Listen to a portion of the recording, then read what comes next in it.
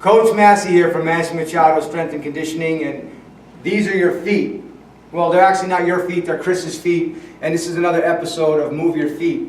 It's the video series where we take a look at the ideas of dynamic capacity and how we program the underlying performance elements to culminate together for being able to manage your anatomical components and biomechanics with or without resistance at game or light speed performance and really well.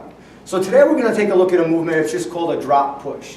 It's basically a base agility movement that starts to have us learn about ground acquisition as we move through space. So Chris is here with me today, baseball guy, and we're going to talk about this drop push, and it's really simple. I'd like to keep this informal, so we're going to talk a little bit about this. And Chris, you've been doing this movement for a little bit now. And basically what we've been learning is we've been learning to utilize both the inside and outside edges of our feet.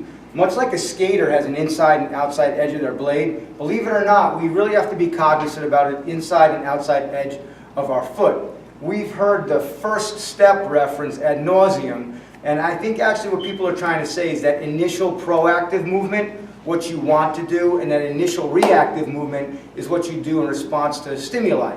Either way, we're going to learn to manage our lateral movement, which will later on translate through progressions as it pertains to this drop push. So the first thing we're going to do is a zero load, and Chris is going to basically demonstrate this a lot better than me. He's just going to basically get in a good playing position, ready position. He's going to drop his foot, push, and he's going to catch. So let's take a look at an athlete do this. So he gets his hinges and angles in a ready position. He can even mimic his sport if he wants to, just kind of be open a little bit with your hands. And he can go. And do it the opposite way. Good.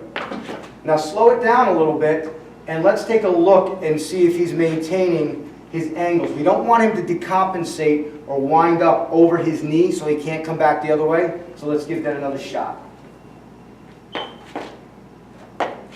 Cool. Really super simple, like elemental. Like what are we doing this for? Well, believe it or not, if you do this progression, little by little, you'll be better at acquiring your ground contact and utilizing that ground reaction force to lend it to the movement.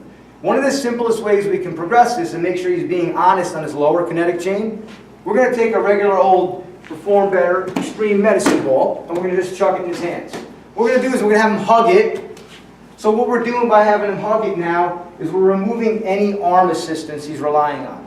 That'll come back later. We do need to utilize upper extremities, lower extremities, upper kinetic chain, lower kinetic chain. But for now, just so he can get a real feel for his feet, hugging the ball, same movement, Chris. And back. Again. And again. Okay, pretty good. Listen, not rocket science, right? But we did progress it to that. So the next thing we can do is we like to utilize the tsunami bar. The tsunami bar is a flexible barbell, and it really helps to build inter and intramuscular coordination. It gives me some diagnostic feedback because there's a little reactivity in it, actually a lot of reactivity, and we're going to start on the back first. The proper progression here would be for him to just trap load or back load that, because it's a little easier in what he's going to do here. But what you're going to see that's going to be really interesting is as he moves through this movement, we're going to look for some feedback from that bar and see if even just 5 pounds per side starts to knock him off base a little bit. Let's go, Chris. Hit it.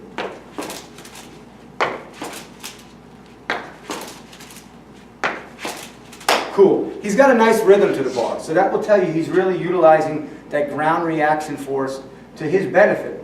And that's really good in basically creating, borrowing, and lending force to that movement. To make it a little more difficult, we're going to take it overhead. We're going to go to a Zercher loaded position.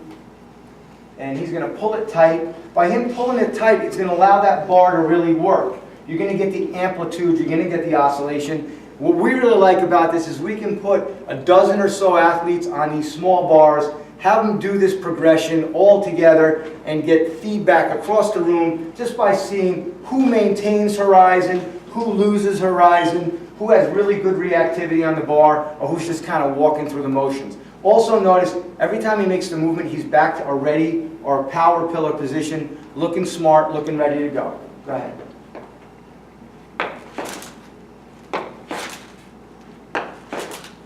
Good.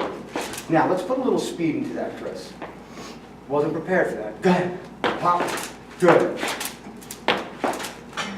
Good, stop. Now as you can see, starting to struggle a little bit, but that's okay, that's cool. He starts to have his base leak out, leak out, leak out. So what I really like to progress this movement with is these flexible barbells, because it starts to make you become what I call biomechanically honest. You have to be able to manage that bar, otherwise it starts handing your rear end a little bit. And that's okay, because that reactivity will lend to actual movement efficacy. We're going to work more on this movement and other movements, but more importantly, on May 18th, I'm going to have a one-day seminar at the Perform Better Functional Training Institute. It's going to be 8 hours. And it's not just going to be about flexible barbell training, it's not just going to be about speed, not just going to be about agility. It's actually called Developing the Modern Athlete and Client. And we're going to have a business module in it.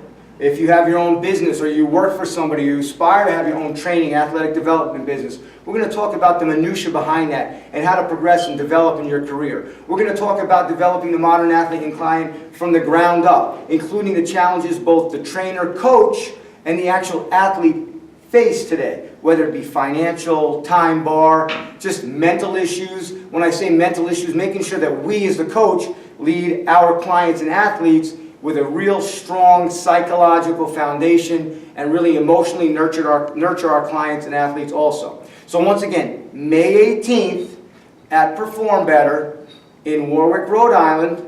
There's early bird registration now, but hopefully you can join me for 8 hours of a lot of fun too. It's really going to extract some things out of you guys that you don't even know you have. You're going to immerse yourselves in this type of thing, and I'm going to learn something about myself also.